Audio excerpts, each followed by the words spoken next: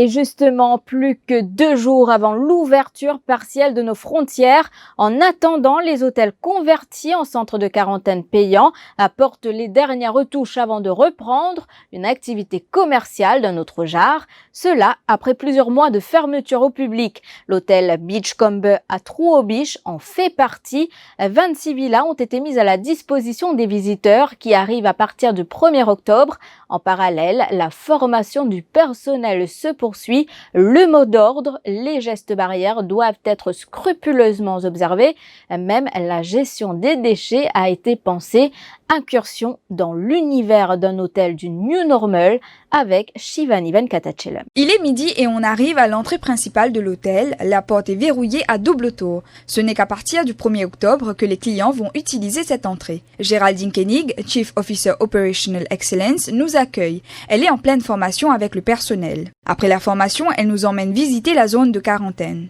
Le client sera assigné à sa villa pendant l'ensemble de son séjour de 14 jours chez nous.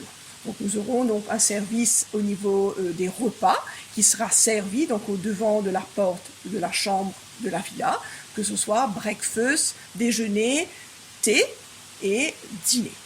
Voilà, et tout le reste donc de nos activités ne seront malheureusement pas accessibles et ouvertes aux clients. Par contre, dans le cadre de la villa, il aura le droit de pouvoir utiliser la piscine rattachée à la villa, ainsi que le petit jardin et la zone barbecue, car l'ensemble est clôturé et clairement délimité. Le mot d'ordre aux employés, éviter le contact avec les clients. Le check-in en ligne sera privilégié, explique Quinsley Fong Periatombi, Executive Assistant Manager. Donc nous avons plusieurs équipes qui vont être dédiées aux villas, donc en fonction du nombre d'arrivées que nous avons, le 4 et le 5 et les autres dates. C'est beaucoup que je suis arrivée en pleine formation, j'ai pu entendre un tout petit peu comment est-ce que ça va se passer. On apprend aussi qu'il y aura un système de badge pour identifier le personnel qui travaille avec qui sera en contact. Comment est-ce que ça va se passer? Alors, comme je vous ai dit, donc, nous aurons les équipes dédiées par rapport au jour d'arrivée des clients. Alors ça va être des équipes qui ne pourront éventuellement pas se croiser.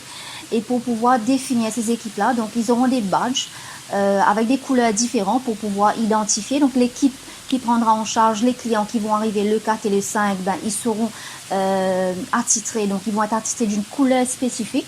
Et ceux qui vont arriver par la suite, ils auront eux aussi d'autres couleurs attitrées, justement pour éviter qu'ils puissent se croiser pendant dans le périmètre de la quarantaine.